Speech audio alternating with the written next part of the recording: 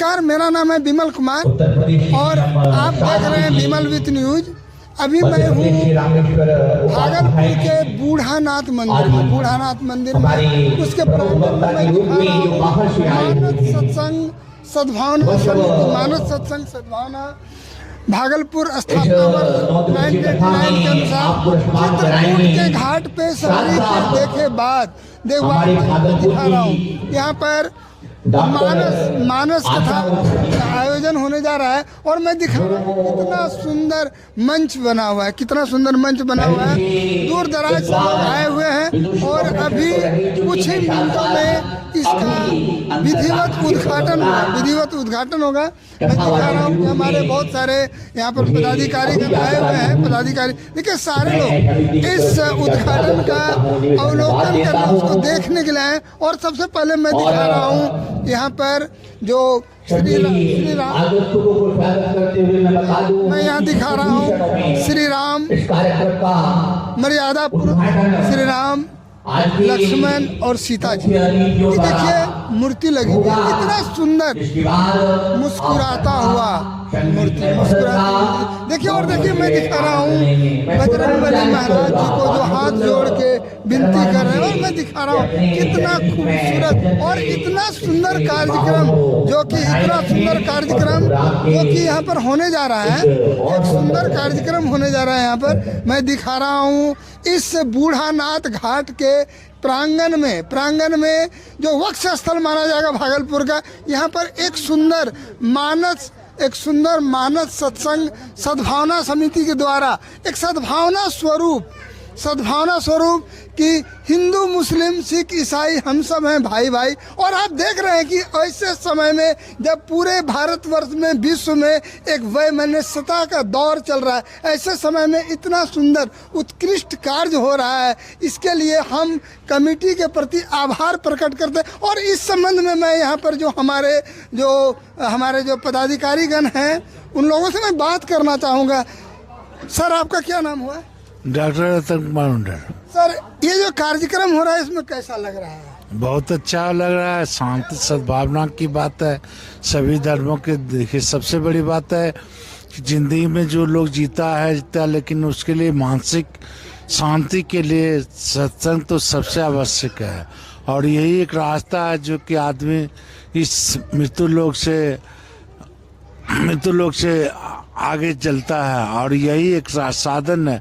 हर व्यक्ति को कहीं न कहीं सत्संग के माध्यम से, मानस के माध्यम से आदमी का जो सद्गुण है, जो उसमें चेंज लाता आदमी का, वहाँ ये सबसे बड़ी जरूरत। आप मिल रहे थे डॉक्टर रतन कुमार मंडल से, जो भागलपुर यूनिवर्सिटी के वरिष्ठ जो प्रोफेसर हैं इंग्लिश विभाग के। और मैडम जी, आपका क्या नाम हुआ? डॉक्टर आशा तिवारी ओझा। आप कहाँ से हैं? मैं यही हूँ, तिलका मांझी भागलपुर विश्वविद्यालय के अंतर्गत सुंदरवती महिला महाविद्यालय में हिंदी विभागाध्यक्ष हूँ। आज के समय में जब इतनी क्राइसिस चल रही है, सांप्रदायिक सद्भावना को तोड़ने का प्रयास किया जा रहा है जरा से बात में, तो ऐसे समय में इस तरह का कार्यक्रम कितना प्रभाव डालेगा? बहुत प्रभावी है, बल्कि भागलपुर ही नहीं, पूरे क्षेत्र के लोग। और इस कार्यक्रम की चर्चा तो पूरे भारतवर्ष में है। सद्भावना सम्मेलन मानस का जो हो रहा है, और वाकई इसने बहुत कुछ परिवर्तन भी किया है। भागलपुर अब सद्भावना के लिए जाना जा रहा है। भागलपुर में सभी वर्ग के लोग अब एक साथ एकजुट रहकर रह रहे हैं। और जिस समय से ये स्टार्ट हुआ है ये कार्यक्रम, तब से लोगों के भीतर की जो भावना है, जो एक समरसता है, जो एक जुड़ाव है, वो भागलपुर को और बल दे रहा है। और भागलपुर और ही इसके लिए एक मिसाल बनता जा रहा है। दीदी जी का कहना है कि ये समरसता जो है, सद्भावना, एक सांप्रदायिक सद्भाव को पैदा करने की ओर एक बल देता है। और सर, आपका क्या नाम हुआ? हरिशंकर ओझा। और जहाँ तक रामायण की बात है, जहाँ रामायण होती है वहाँ सद्भावना होती ही है। रामचरितमानस विश्वव्यापी ग्रंथ है। इस ग्रंथ की जहाँ भी कथा होती है, बूढ़ानाथ जी के प्रांगण में शिव की स्थिति हो रही है, राम की चर्चा होगी, यहाँ सद्भावना अपने आप बन जाएगी। रामचरितमानस की सबसे बड़ी देन है। सर, मैं रामचरितमानस का सनातन धर्म का व्यापक विस्तार है। अभी अरब कंट्री में रामचरितमानस का उन लोगों ने अपने भाषा में उल्था करके प्रधानमंत्री जी को दिया। ये अंतर्राष्ट्रीय स्तर पर रामचरितमानस का और मानस का मेरा नाम लाल बहादुर पाठक और मैं हम जितने जानते हैं जाके राखे सैया मार सके न कोई पोथी पढ़ी भी जगमा पंडित भया न कोई 2.5 अक्षर प्रेम का पढ़ी सो पंडित हो। बस हमारे डॉक्टर रतन कुमार मंडल जी ने बताया था कि यहाँ पर लोग अंतिम में बहुत परेशान होने के बाद उनको लगता है कि सदगति का एक ही रास्ता है, या श्रीमद् भागवत का श्रवण कीजिए या रामचरितमानस का श्रवण कीजिए। इस संबंध में आपका क्या कहना है? ये बहुत अच्छा प्रोग्राम हो रहा है और कुछ यही होते रहना चाहिए इस वक्त में। और विशेष हम क्या कहें। चलिए, आपको धन्यवाद। क्या नाम हुआ सर? मदनेश प्रसाद। मैं दिखा रहा हूँ कि यहाँ पर भागलपुर के वक्ष स्थल में अवस्थित है ये बूढ़ानाथ मंदिर, और जहाँ पर कि मानस सत्संग सद्भावना समिति के द्वारा मानस पाठ श्री रामचरित मानस का पाठ कराया जाएगा। और सर, आपका क्या नाम हुआ? मेरा नाम अरुणदेव सिंह है। और आप कहाँ से हैं? यहीं बुढ़ानाथ से, भागलपुर से ही। हम बहुत दिनों से इन प्रोग्राम देखते हैं, मतलब 10 साल से भी ऊपर से हम यहाँ पे हैं और देखते आ रहे हैं। बहुत अच्छा लगता है। इस प्रोग्राम को देख के आपने कैसा महसूस किया है? नहीं, हम तो पिछले साल भी देखे थे, यहाँ पीछे हुआ था। बोल रहे 10 साल से मैं देख रहा हूँ। पिछले साल देखे थे, बहुत अच्छा था। इस बार तो और अच्छा है। हम उनका कामतगिरी के जो संत जी हैं वो आ रहे हैं। तो चलिए, भगवान का नाम हमेशा अच्छा ही होता है और उस पर छेड़छाड़ करना इस मानव मन का एक, ठीक है ना? आपका क्या नाम हुआ? नंद किशोर तिवारी। और मैं दिखा रहा हूँ यहाँ पर कितना सुंदर ये प्रसाल बना हुआ है, जहाँ पर श्री पदाधिकारीगण हैं, जो शहर के जो हमारे पदाधिकारीगण जो आए हुए हैं। मैं सबों को प्रणाम करता हूँ, अपने चैनल में प्रणाम करता हूँ। सर, क्या नाम हुआ आपका? मेरा नाम रघुनंदन ठाकुर है। और आप कहाँ से हैं सर? हम रामपुर डी से आए हैं। सर, इस तरह का जो कार्यक्रम होती है तो इस तरह का जो कार्यक्रम होता है, इससे हमारे समाज को क्या फायदा होता है? फायदा होता है राम कथा क्या है? ये हमारे जीवन की आचार संहिता है। ये हमको सिखाती है कि पिता के साथ कैसा व्यवहार करना चाहिए, पत्नी के साथ कैसा व्यवहार करना चाहिए, मित्र के साथ कैसा व्यवहार करना चाहिए, यानी सबों के साथ कैसे हम सम्यक रूप से सामाजिक समरसता बना करके जिएंगे। यही तो राम कथा हमको सिखाती है। मेरा एक प्रश्न है कि मैं रोज सोशल मीडिया पर देखता हूँ सुंदर सुंदर विचार, लेकिन वो विचार सिर्फ उसी सोशल मीडिया में या मैं मानस पाठ सुन के गया और फिर ये रास्ते में जाके समाप्त हो जाता और घर में फिर वही करते जो नहीं करना चाहिए। इस संबंध में क्या कहना है? इतना ही कहूँगा कि जब सत्संग में लोग बार बार आएंगे तो रसड़ी आवत जात ते सिल पर पड़त निशान, यानी अच्छी अच्छी बातें जब बार बार बच्चों को सुनाया जाएगा, कोई भी आदमी सुनेगा तो उसे अच्छा सदविचार आएगा ही। ये विवेक जागृत करने का मंच है, ये संस्कार का मंच है, ये हमारा विवेक जागृत करता है ना? इसलिए बच्चों को भी लाना इसमें जरूरी है। और हम केवल यहाँ कथा सुन लें, इस कान से सुने उस कान से निकाल दें तो फायदा नहीं होगा। चलिए, आपको बधाई, बहुत बहुत बधाई जुड़ने के लिए, मेरे चैनल में जुड़ने के लिए बहुत बहुत बधाई। चैनल से आप? और सर, आपका क्या नाम हुआ सर? मेरा नाम प्रसाद सिंह है। इस समिति का अध्यक्ष मैं ही हूँ। क्या नाम हुआ सर? मेरा नाम मृत्युंजय सिंह मानस। और ये कार्यक्रम कराने में आप मैं करता ही हूँ, कैसा कर लेगा? मैं ही सारा चीज करता हूँ, शुरू से लेकर अभी तक करता आ रहा हूँ। 32-33 साल से करते आ रहा हूँ। इतनी अच्छी कथा इसमें है, का वाचन होता है कि हर आदमी यहाँ पर आने के लिए लायक रहता है। बीच में एक वर्ष नागा हो गया, जिसकी वजह से बहुत सारी शिकायतें होने लगी। मजबूर होकर फिर से इसको स्टार्ट करना पड़ा, और जब तक अब जिएगा तब तक ये चलता रहेगा। चलिए, आपको धन्यवाद। प्रोफेसर डॉक्टर आपका क्या नाम हुआ? अमरेंद्र कुमार सिन्हा, मानस सद्भावना समिति के कोषाध्यक्ष हुए। हम लोग ये कार्यक्रम निरंतर 30 वर्षों से करते आ रहे हैं। समाज में सद्भाव फैलाने के लिए अतिथियों के द्वारा सभी धर्मों का यहाँ आज लगा रहता है मंच पे।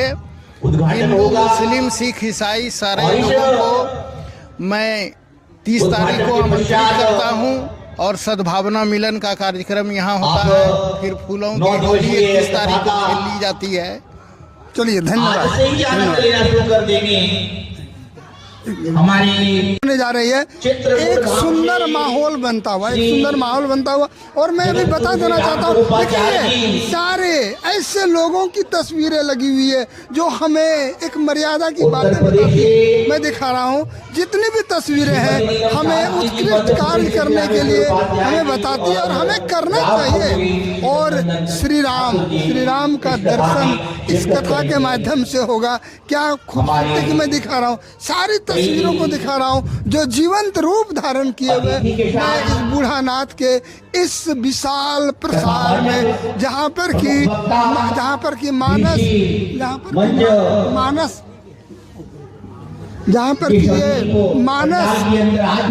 सत्संग सद्भावना समिति भागलपुर के द्वारा ये कार्यक्रम का है।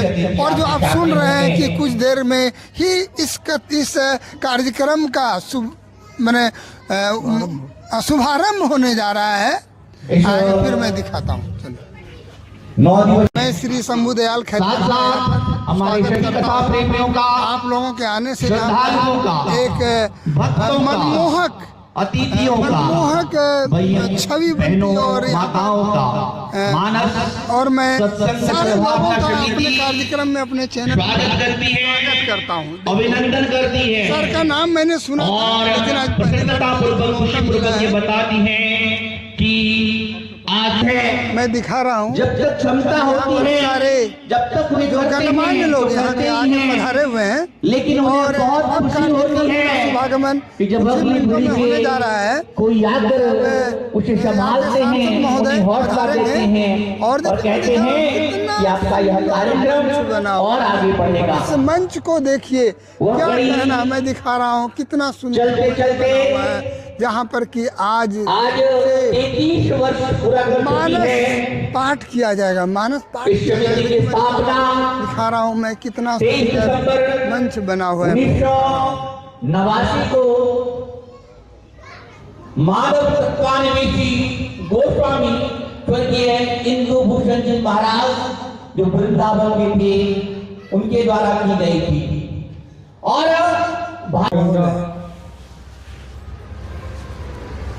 के पवित्र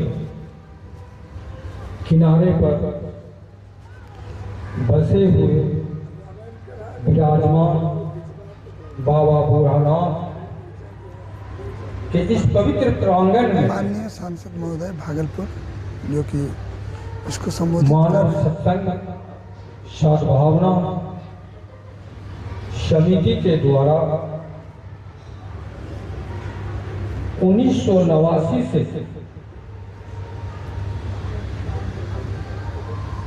ये आयोजन किया जा रहा है और ये आयोजन उस वक्त शुरू हुआ जब भागलपुर जिला मानव के बनाए हुए अग्निकुंड में जल रहा था और उस अग्निकुंड से इस समिति के लोगों ने, इस समिति के कार्यकर्ताओं ने, इनके अधिकारियों ने उस आग में पानी डालकर ठंडा करने का काम किया, उन्हें पुनः शीतल करने का काम किया। ये उस समय से ये समिति के सारे लोग, सारे कार्यकर्ता आप माननीय सांसद महोदय को सुन रहे हैं और प्रत्येक साल कार्य कराते हुए आज तक यहाँ पहुंचे हैं। और आज के इस व्यास गति पर विराजमान हैं बाबा रघुनंदन ठाकुर जी महाराज और इस पंडाल के अध्यक्ष मृत्युंजय राव,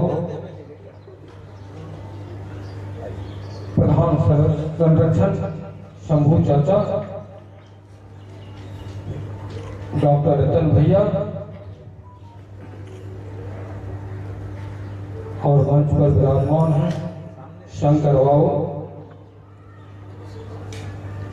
नगर पंचायत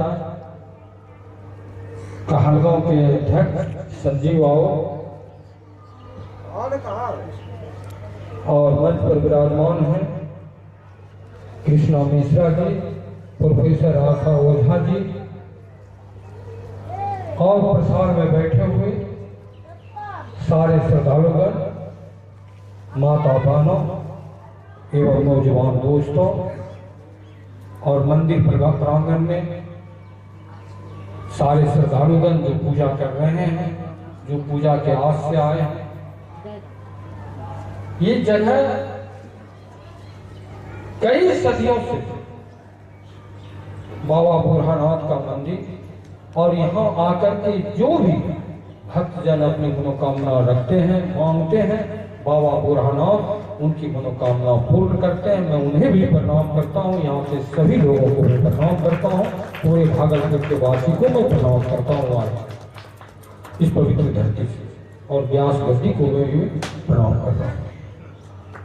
यकीनन अभी अभी हमारे डॉक्टर रतन मंडल बड़े भाई ने बहुत अच्छी बातें कही और उन्होंने विस्तार से इस सद्भावना सत्संग के साथ सद्भावना का विस्तार से आपको बताने का काम किया है। हमारे शंभू चाचा ने भी बहुत सारी बातें सत्संग से जुड़ी हुई कही। ये यकीन सद्भावना जो है मानव जीवन का एक ऐसा मंत्र है, अगर लोग इसे अपने जीवन में उतार ले तो फिर इस जीवन में किसी मंत्र की जरूरत नहीं है, किसी का। और इस मंत्र से, क्योंकि कहा जाता है, अभी हमारे शंभू चाचा जी कह रहे थे मरने के बाद राम नाम सत्य। राम एक ऐसा शब्द है जो मानव जीवन में जन्म से लेकर पंच तत्व में मिलने तक सत्य। जब आप अपने जीवन में मां के गर्भ से जन्म लेते हैं तो बच्चा जब रोता है तो इनकी कहानी एक पूर्व में है जो उतना कहूंगा, तो कहता है, हे प्रभु आप कहाँ खो गए। और जन्म लेने के बाद बच्चा पहले राम राम करते हैं, लेकिन हम लोग अपनी भाषा में उससे कहते हैं बच्चा रोने लगा, लेकिन वो बात नहीं। बच्चा कहता है राम राम, क्योंकि भगवान के शरण से वो आए, भगवान से जीवन लेकर के वो आए। इसके बाद वो ज्यों ही अपने जीवन में 5 साल 7 साल 8 साल का होते हैं, अगर अपने अथाह उम्र तक में कहीं चोट लग जाता है तो माँ भी कहता है राम राम राम, बच्चा चोट लगी, बच्चों आपको चोट लगा, आप भी कहीं दुख में पड़ गए तो राम राम राम करने लगते हैं। ये जीवन में राम का एक महत्व क्या है, यानी कि हर वक्त आपको राम का नाम लेना।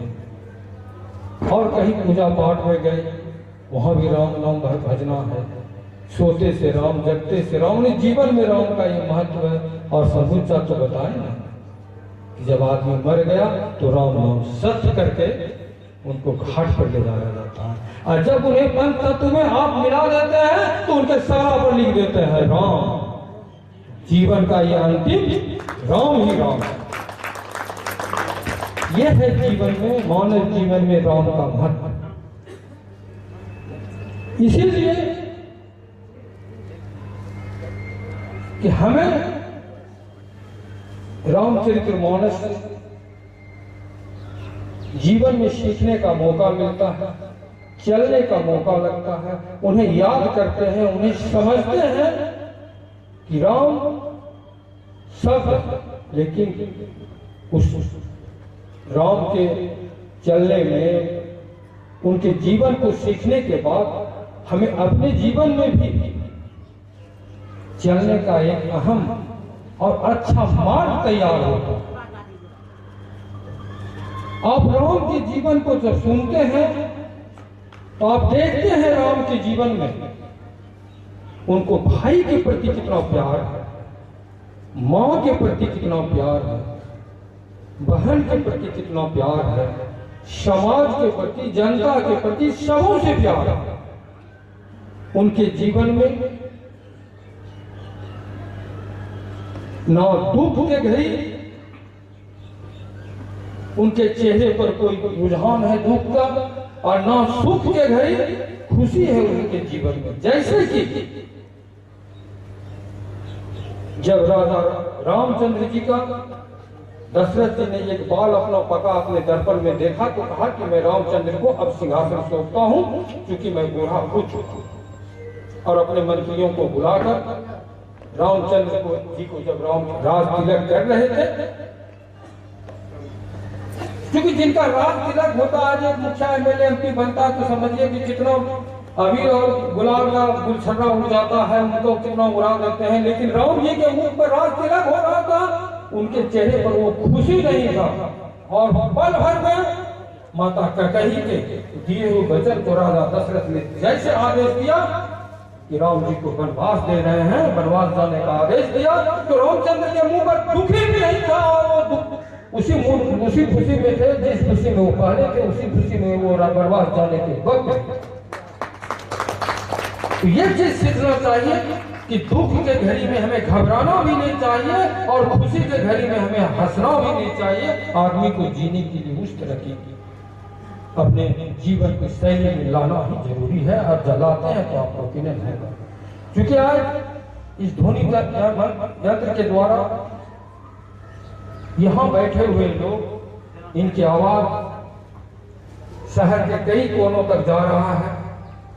आप देखिए राम जी के जीवन में, मैं बहुत कम बोली कहकर के कथा को हमको कहना, कथा तो महाराज जी को कहना, लेकिन दो शब्द कहकर के अपनी वाणी को ध्यान दे देंगे कि जिस समय राजा दशरथ जी यानी अपने पिताजी की बात को मानकर, खास करके नौजवानों और के लिए, मैं बच्चों के लिए कहूंगा कि राजा दशरथ जी की बात मानकर जब रामचंद्र जी वनवास गए थे तो वो सिर्फ राजा दशरथ का पुत्र रामचंद्र जी वनवास गए थे। पिता की आज्ञा पालन करके जब 14 वर्ष के बाद वो लौटे जंगल से, तो मर्यादा पुरुषोत्तम राम और भगवान राम कहलाए। पिता की आज्ञा के पालन करने का ये खूबी है। और सारे बच्चों से कहूंगा कि माता पिता अगर कोई आज्ञा दे दे उसे तुरंत पालन करना चाहिए। बच्चों को वो उनका जीवन सफल हो जाएगा, उनका भविष्य सफल हो जाएगा। इतनी ही बातें कहकर अपनी वाणी को विराम देते हुए श्री राम।